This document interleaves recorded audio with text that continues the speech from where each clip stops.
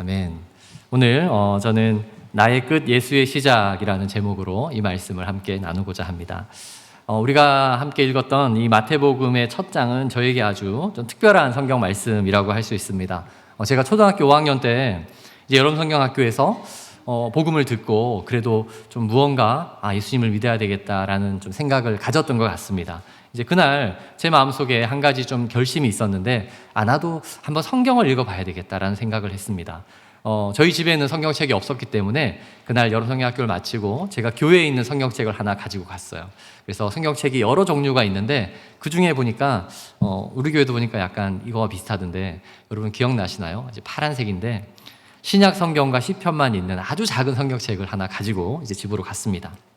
그런 다음에 집에 가서 태어나서 처음으로 제가 스스로 성경책을 펼쳐서 읽었습니다. 그런데 앞쪽을 이렇게 펼쳐서 읽으니까 어떤 내용인가요? 이 한 면 전체가 누가 누구를 낳고 누가 누구를 낳고 누가 누구를 낳고 하는 거예요. 그래서 제가 성경은 족보책이다 라고 이렇게 확신을 가졌습니다. 그래서 그 이후부터는 다음부터 절대로 성경을 읽지 않았습니다. 족보책을 어떻게 읽을 수가 있어요? 사실은 제가 그때 창세기가 있는 성경을 먼저 보든지 또는 조금만 더 인내를 가지고 한 장만 더 넘겼어도 이후에 굉장히 재밌는 내용들이 많은데 초등학교 5학년의 인내심은 거기까지였습니다. 여러분, 성경이 족보책인가요? 사실 성경은 족보책이 아닙니다. 게다가 예수님의 제자인 마태가 이 족보로 사실은 이 신약 성경을 시작하고 있다는 것은 다 이유가 있습니다. 그냥 기록되어진 족보가 아닙니다. 유대인들은 사실 굉장히 족보를 좋아하는 사람들이었어요. 유대인들에게 중요한 것이 이 족보, 계보입니다. 그들은 어느 민족보다 왜냐하면 혈통을 중요하게 생각했기 때문입니다. 그래서 신약의 문을 열고 있는 이 말씀이 초등학생의 눈으로는 이제 아무리 읽어도 이해할 수 없는 그냥 누가 누구를 낳고라는 이렇게 표현되어 있지만 사실은 신학적으로 굉장히 중요한 의미를 담고 있습니다. 이곳에 계신 성도님들이 대부분 신앙생활을 좀 그래도 오래 하시고 구약의 성경도 알고 있고 예수님도 이제는 어느 정도 누구에게 소개시켜 줄 만큼 알고 있을 거예요. 여러분, 그 관점 가운데 다시 한번 우리 1장 1절을 한번 읽어볼까요? 다시 한번 읽어보겠습니다. 시작. 아브라함과 다윗의 자손 예수 그리스도의 계보라. 이 계보가 바로 족보라고 할 수도 있죠. 여러분, 이 한 구절 안에 무언가 특별함이 느껴지십니까?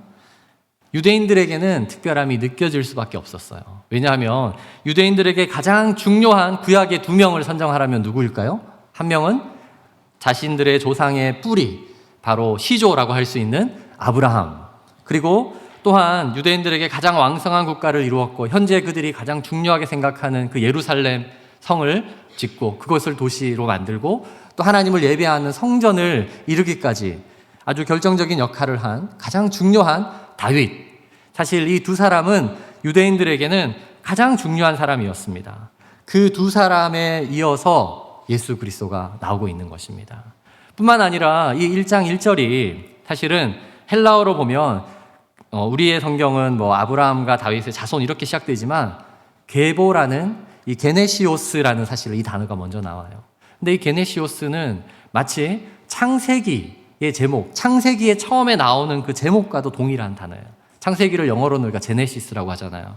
그게 헬라어의 게네시스라는 말을 이제 영어로 바꾼 건데, 그러니까 이 마태복음 1장 1절을 딱 읽는 순간 유대인들에게 가장 중요한 그 두 사람과 그리고 또 하나님의 그 창조, 그 가운데에 이제 예수 그리스도까지 이어지는 것을 통해서 이 계보는 보통 계보가 아닌가 보다라는 생각을 할 수 있는 그러한 첫 구절이라고 할 수 있습니다.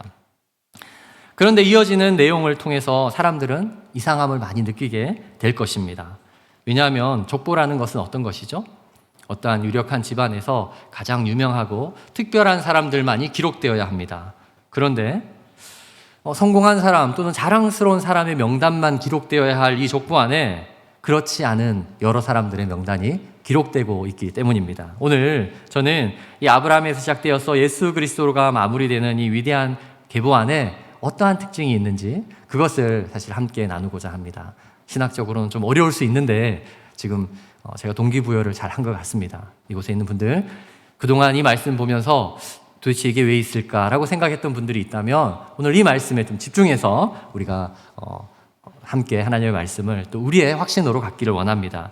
자, 이 족보에 대한 첫 번째 단락을 요약하자면 나의 끝, 하나님의 역사가 다시 시작되는 곳, 이렇게 정의할 수 있습니다. 나의 끝, 그곳은 하나님의 역사가 다시 시작되는 곳입니다. 우리 6절을 한번 읽어볼까요? 6절 다윗 왕에 대한 부분인데요. 시작. 이새는 다윗 왕을 낳으니라. 다윗은 우리아의 아내에게서 솔로몬을 낳고. 유대인들이 족보를 정말 사랑하는 민족이라고 제가 말씀드렸죠. 그것이 어떻게 증명이 되냐면 구약 성경의 많은 부분이 족보가 기록되어 있음을 통해서 알 수 있습니다. 특별히 유대인들이 나라를 완전히 잃어버리고 바벨론에게 완전히 포로로 갔다가 70년 만에 돌아온 때가 있었습니다. 우리가 예전에 느헤미야서를 강의하면서 읽었잖아요. 이제 그 느헤미야 시대에 이제 BC 500년경이죠. 그때 돌아왔어요.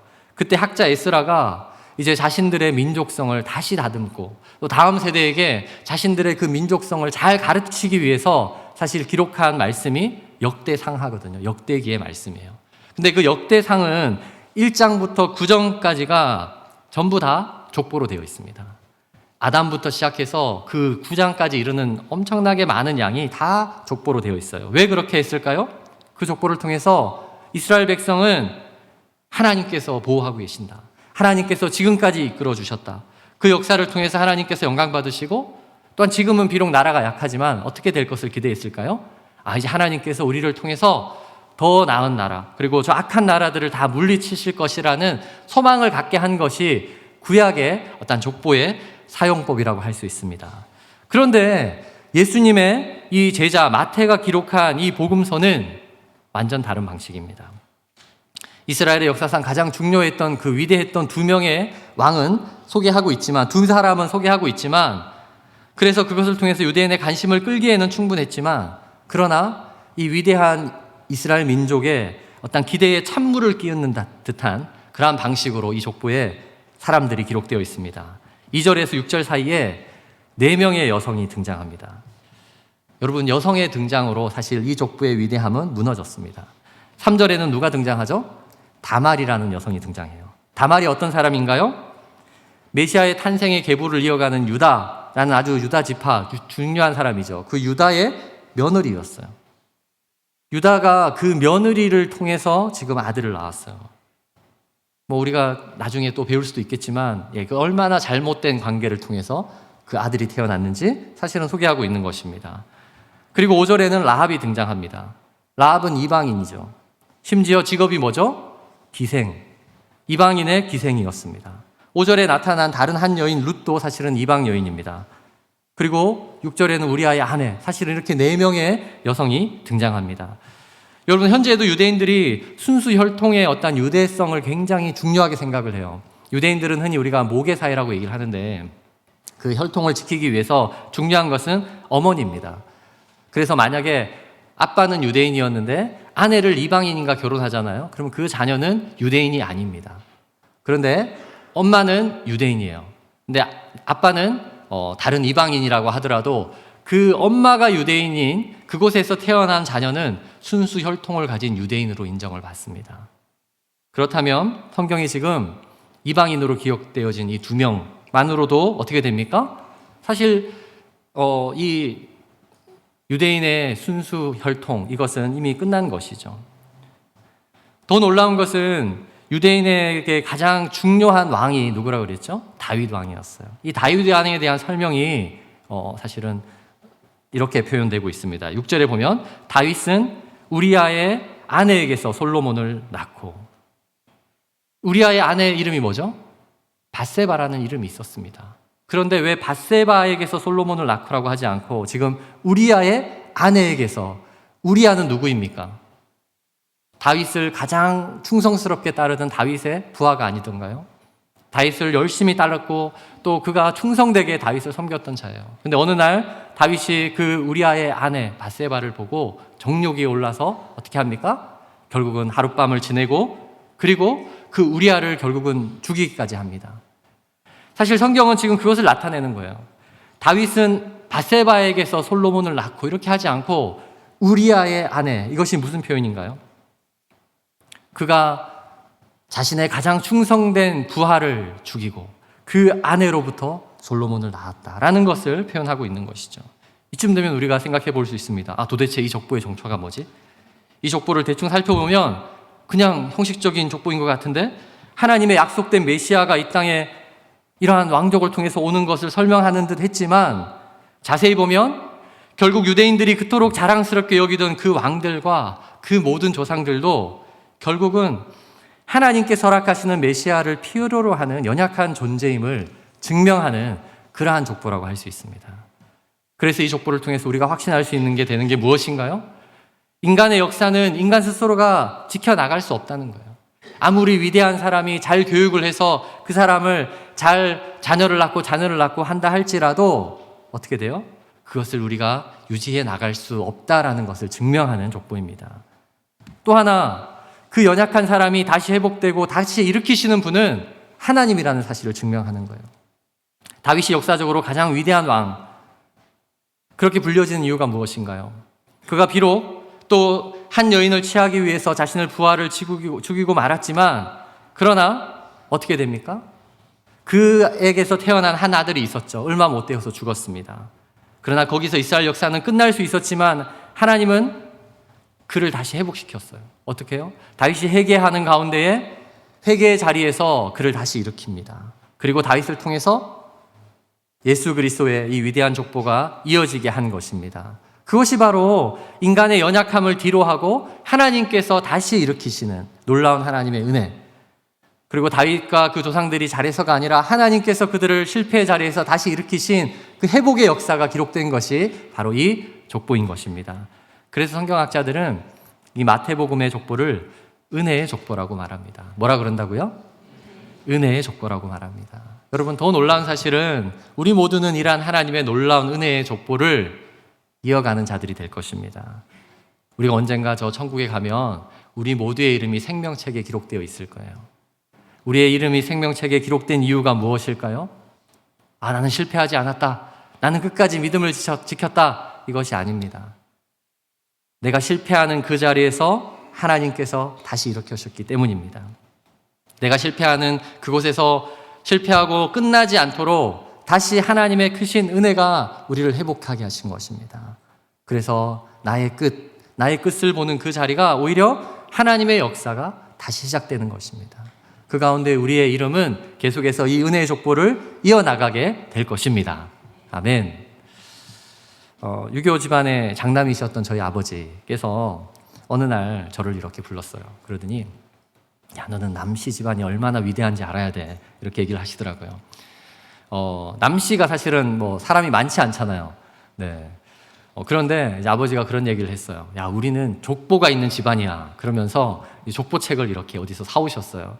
제 기억에 그 족보책이 그 당시에 하여튼 가전제품 한 대 가격 정도 이렇게 주고 사오신 것 같은데, 그러면서 그 영양남씨가 신라 시대부터 이어져서 지금까지 이어졌다라고 하면서 거금을 들여서 사온 그 족보책을 저에게 자랑스럽게 보여주셨습니다.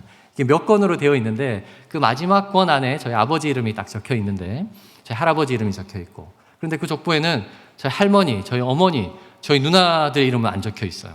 네, 왜 그럴까요? 족보에는 남자들 이름만 이렇게 기록을 하나 봅니다. 그런 다음에 빈칸이 있어요. 이제 그 다음부터는 스스로 손으로 쓸 수 있도록 이렇게 빈칸이 그려져 있었습니다. 그리고 그래서 너가 꼭 아들을 낳아서 이 칸을 계속 이어가거라. 이제 그러한 의미를 제게 말씀하셨습니다. 사실 그 말씀이 제게 좀 영향력이 있었던 것 같습니다. 나는 우리 집안을 대표하는구나. 우리 집안에 이 부끄럽지 않은 이 족보에 기록되기 위해서는 내가 잘 살아야 되겠다. 여러분, 그런데 스스로의 이러한 노력이 정말 힘든 일임을 얼마 가지 않아 배울 수 있었습니다. 무언가 열심히 해보려고 희망을 가졌지만 너무 쉽게 절망이 찾아오는 것을 느꼈습니다. 내가 생각하고 계획했던 대로 되지 않을 때 사실 그 절망의 자리에서 스스로 일어나는 것조차 쉽지 않았음을 저는 느낄 수 있었습니다. 마찬가지입니다. 우리가 사실은 우리의 인생의 연약함은 무엇인가 다 잘 될 때는 다 잘 될 것 같지만 우리가 어떠한 하나로 인해서 넘어졌을 때에 그곳에서 스스로 일어나는 것조차 우리는 쉽지 않은 그러한 인생입니다.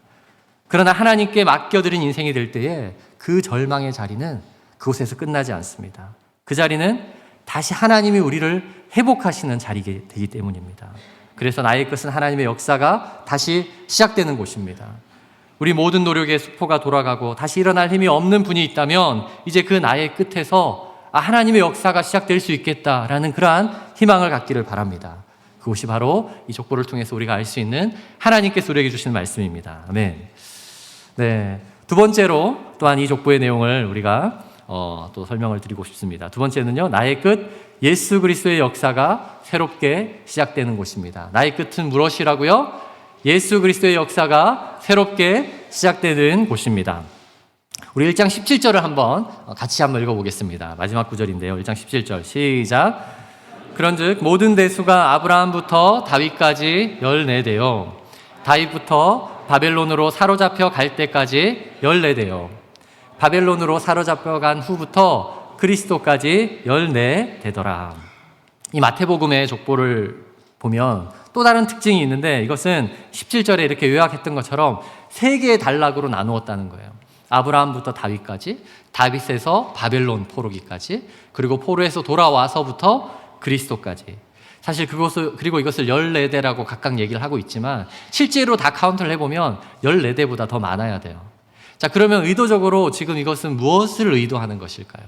이 각각의 세대에는 특징이 있었다라는 걸 말하는 것입니다. 여러분, 아브라함부터 다윗에까지는 어떤 세대인가요? 하나님의 그 놀라운 은혜 가운데 이제 하나님이 허락하신 그 땅에서 하나님께 예배할 수 있는 공동체를 세우고 또 그것에서 하나님의 은혜를 경험한, 사실은 이것을 좀 요약한다면 영광의 세대라고 요약할 수 있겠습니다. 영광스러운 세대를 살았던 사람들이 있었습니다. 두 번째 그룹은 어떤 사람인가요? 다윗에서부터 바벨론 포로기까지. 다윗 왕 이후에 이스라엘은 급격히 멸망해 가기 시작했습니다. 이제 그 이유가 여러 가지가 있겠지만 우선 그들이 하나님을 제대로 따르지 않았다는 것, 또한 이방의 어떤 주변 국가들이 너무나도 강했다는 것, 그 가운데 점점 더 나라가 어려워질 때에 백성들이 가장 고난을 받고 가난 가운데 힘들어하는 시대가 있었습니다. 굶주리는 시대, 고난의 세대라고 할 수 있습니다. 그 세대를 살아갔던 사람들이 있습니다. 또 마지막, 그러면 세 번째 그룹은 어떤 사람인가요? 이제 나라를 잃고 더 이상 회복할 수 없는, 사실은 소망조차 가질 수 없는 사람들이었어요. 바벨론 포로로 돌아왔지만 그들이 다시 회복한 성전이 너무나도 볼품 없었고, 또 계속해서 그것은 정말 사람이 살기에도 그렇게 좋지 않은 그런 환경 가운데 그들이 수백 년을 지내왔습니다. 사실은 이 시대를 어떠한 소망조차 할 수 없는 절망의 시대라고 이렇게 요약할 수 있을 것 같습니다. 절망의 세대. 그런데 놀라운 사실이 무엇입니까? 그 영광의 세대에서, 그리고 더 어두워진 어떠한 고난의 세대를 이어서 마침내 절망의 세대에 이르렀을 때에 드디어 온 인류가 소망하던 누가 이 땅에 오시나요? 예수 그리스도가 탄생했다는 사실입니다. 우리 16절을 한번 읽어볼까요? 16절, 그 절망의 세대 끝에 이렇게 예수님이 탄생하셨습니다. 같이 읽습니다. 시작.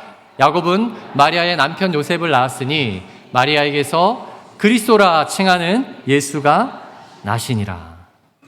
마침내 그 절망의 시대에 이르렀을 때에 예수 그리스도가 이 땅에 탄생하신 것입니다. 사실 나의 끝 예수의 시작이라는 책이 한 권 있습니다. 10년 전에 기독교의 베스트셀러가 된 책인데, 이 책의 저자가 이제 이 마태복음의 초반부에 대한 설교를 한 건 아니고요. 사실은 팔복에 대한 얘기를 하는 어떤 그러한 책입니다. 거기에 보면 이 팔복에 대한 설명을 하면서 이런 표현을 했더라고요.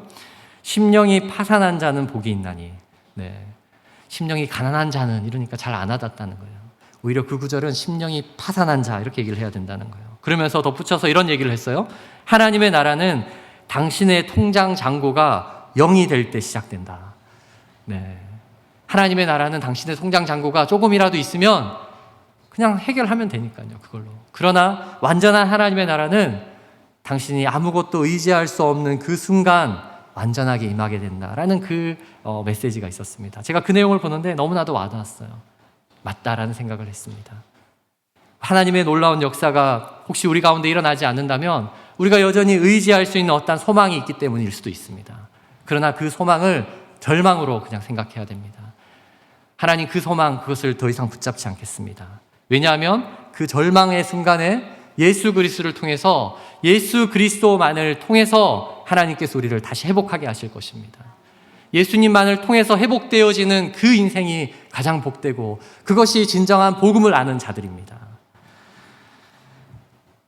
이 당시 예수님이 탄생일 때 가장 절망적이었던 한 사람을 꼽으라면 누구라고 할 수 있을까요? 사실은 마리아라고 할 수 있을 것 같아요. 그 당시에 이제 결혼의 풍습은 오늘처럼 뭐 결혼을 한번 하고 바로 이제 함께 합방하여서 살아가는 이제 그런 문화가 아니었습니다. 먼저 약혼식을 합니다. 양가에 약혼식을 한 다음에 일정 기간이 지난 다음에 이제 이후에 나중에 다시 신혼방을 차리고 이렇게 살아가는 그러한 삶을 살아가는 것입니다.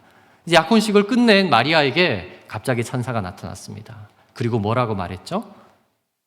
너가 임신할 것이다. 사실 그 장면이 누가복음에 조금 더 잘 나와 있는데 누가복음 1장 27절, 28절을 통해서 한번 읽어보겠습니다. 제가 읽습니다. 다윗의 자손 요셉이라 하는 사람과 약혼한 처녀에게 이르니 그 처녀의 이름은 마리아라. 그에게 들어가 이르되 은혜를 받은 자여 평안할지어다. 주께서 너와 함께 하시도다 하니. 여러분, 은혜를 받은 자여 평안할지어다. 은혜를 받았으면 이제 평안해야 되면 모든 환경들이 다 좋아져야죠. 그런데 마리아가 은혜를 받았는데 지금 어떠한 환경이 주어지나요? 자신은 도저히 감당할 수 없는 처녀인데 약혼한 사람이 있는데 임신을 한 거예요. 그래서 요셉으로부터 사실은 파혼당할 뻔한 이제 그러한 일들이 있었죠. 그럼에도 불구하고 은혜를 받은 자여 뭐라고 그랬죠? 평안할지어다. 우리가 은혜를 받는다는 의미는 그래서 우리의 모든 문제, 내가 생각했던 그 어려움이 다 극복되어지는 것이 사실은 은혜가 아닙니다. 오히려 은혜를 받게 될 순간에 우리에게는 그 모든 것이 더 큰 문제가 되어서 내가 어떻게 할 수 없는 상황이 주어질 수 있는 것이 사실은 은혜를 받은 자의 모습이라고 할 수 있습니다. 그러나 은혜를 받은 자가 어떻게 달라지나요? 그것은 바로 평안할지어다 라고 하는 주님께서 너와 함께 하시도다 라는 주님의 함께 하심 가운데 참된 평안을 느끼게 되는 것입니다. 주님이 함께 하심 가운데 평안을 느끼게 되는 것입니다. 그것이 참된 은혜임을 믿습니다. 주님이 우리와 함께 하시는 것. 여러분, 사실은 이것은 마태복음의 핵심이에요. 마태복음의 아주 중요한 사실은 처음 시작과 결론이라고 얘기할 수 있습니다. 마태복음에 이 족보가 기록된 다음에 이 모든 내용들을 기록한 다음에 1장 23절에 사실 이사야서 7장 14절의 구절을 인용하였습니다. 이사야서 7장 14절을 같이 한번 읽어보겠습니다. 시작. 그러므로 주께서 친히 징조를 너희에게 주실 것이라. 보라, 처녀가 잉태하여 아들을 낳을 것이요 그의 이름을 임마누엘이라 하리라. 이 이사야는 이스라엘 공동체가 역사적으로 가장 고통스럽고 또 바벨론의 포로가 되기도 하고 멸망의 끝자락을 향해 달려가던 때였습니다. 그때 이사야 선지자를 통해서 뭐라고 얘기하나요? 너희가 완전히 멸망하고 나라가 완전히 멸망하는 그 순간에도 그러나 예수 그리스도를 통해서 임마누엘, 무슨 뜻이죠? 하나님이 너희와 함께 하실 것이다. 그 확신의 말씀을 미리 주신 것입니다. 그리고 그 가운데에 이제 드디어 절망의 때에 예수 그리스도가 이 땅에 오셔서 임마누엘의 예수 그리스도, 하나님이 이 땅에 오셨습니다. 왜 오셨나요? 함께 하기 위해서 이 땅에 오신 것입니다. 볼지어다 내가 세상 끝날까지 너희와 항상 함께 있으리라 하시니라. 여러분, 이게 마태복음 28장 20절 마태복음의 마지막 말씀입니다. 그래서 마태복음은 처음 시작과 마지막이 동일한 거예요. 무엇을 말하고 있는 것이죠? 임마누엘의 하나님, 내가 너희와 항상 함께 하리라는 그 약속의 하나님의 말씀을 사실은 처음부터 기록하고 있는 것입니다. 그래서 이 족보를 통해서 우리가 확신해야 되는 것 무엇인가요? 하나님이 우리와 함께 하십니다. 하나님 우리와 함께 하십니다. 여러분, 그것을 잊지 마시기 바랍니다. 그러면 하나님은 언제부터 우리와 함께 하시나요? 지금도 함께 하시지만 우리가 가장 절망스러운 그 순간 사실 하나님은 우리와 함께 하십니다. 우리가 잘 느껴지지 않는다면 우리가 가장 그 절망의 끝으로 다가갔을 때 하나님이 정말 함께 하셨구나라는 것을 오히려 더 확신할 수 있게 될 것입니다. 한국에는 7.8기라는 말이 있더라고요. 7번 넘어져도 어떻게 된다는 말이죠? 8번 일어나면 그것이 진정한 승리라는 말입니다. 여러분, 하나님의 승리는 사실 이와 같습니다. 사탄의 무너뜨림 수없이 많다 할지라도 그 사탄의 무너뜨림보다 한 번 더 일어서면 승리 아닌가요? 하나님은 그것을 하실 수 있습니다. 사탄이 아무리 많은 유혹과 어떠한 죄 가운데 우리를 넘어뜨린다 할지라도 우리는 한 번 더 승리하면 완전한 승리를 얻게 되는 거예요.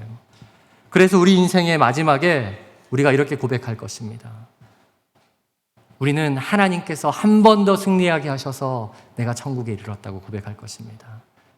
수많은 사탄의 유혹 가운데 계속해서 넘어졌지만 그러나 마지막 한 번 더 하나님이 나를 일으키셨기 때문에 나는 승리할 수 있었습니다. 우리가 이렇게 고백할 것입니다. 이것이 하나님과 함께하는 참된 축복을 가진 자들의 모습입니다.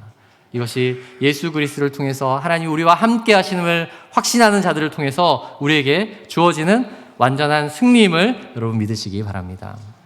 이 크리스마스에 우리 모두가 그러한 삶을 살기를 바랍니다. 제 인생에서 작년 12월은 앞으로도 잊지 못할 그러한 순간이라고 제가 생각이 됩니다. 왜냐하면 미국에서의 유학의 마지막을 이제 결정해야 될 순간이 그때 다가왔기 때문입니다. 1월까지는 학교에 보고를 해야 되고 이제 졸업을 할지 말지를 결정해야 되는 상황이 다가왔습니다.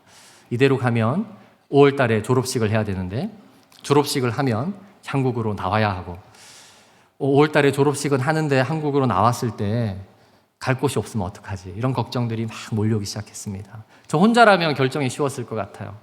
함께 있는 가족들이 있잖아요. 차라리 졸업을 계속 미룰까? 공부를 조금 천천히 해가지고 계속 미룰까? 한국 가서 목회지가 있는지 없는지도 모르고 또 한국 가면 더 목회의 길이 열리는 것이 쉽지 않다 이런 얘기들을 많이 듣게 되면서 자꾸 두려워지더라고요.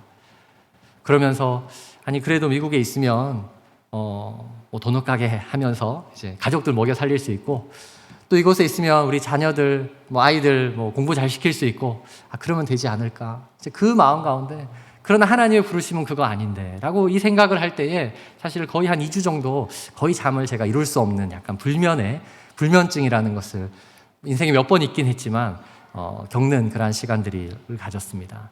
밤마다 너무 괴로운 거예요. 새벽에 일찍 일어나서 일을 가야 되는 시간에는 빨리 자야 되는데 아무리 노력해도 오히려 그 생각 때문에 잠이 안 오는 거예요. 그 가운데 머릿속에서는 계속해서 어떠한 생각들이 머무릅니다. 누구에게 연락을 한번 해볼까? 이거 이렇게 한번 해볼까? 이 방법을 한번 써볼까? 저 방법을 써볼까? 수천 번, 수만 번 사실은 몇 날 며칠을 그렇게 계속해서 생각했던 것 같습니다. 그러다가 어느 날 사실 제 머릿속에 있는 모든 생각들을 다 지웠던 것 같아요. 제 머릿속에 있는 이 모든 생각들을 수만 가지 생각들을 다 걷어내고 나니까 제 마음속 깊은 곳에 놀랍게 2가지가 있더라고요. 머릿속에 있는 모든 것들을 다 걷어내고 나니까 딱 2가지가 있는데 하나는 뭐였냐면 찬양이었어요. 너 근심 걱정 와도 어려운 일 당해도 걱정 말아라 주 너를 지키리 널 지켜주시리. 제가 이 찬양은 그때로부터 25년 동안 한 번도 불러본 적이 없는 찬양인데 제가 예수님을 처음 믿고 예수님 앞에 하나님 나의 인생을 어떻게 살까요? 할 때 그때 계속 불렀던 찬양이었어요. 25년 동안 잃어버렸던 부르지 않았던 그 찬양이 저 바닥에 있더라고요. 사실 그것은 말씀에 근거한 찬양이었죠. 그리고 또 하나 제 속에 말씀이 이렇게 올라왔어요.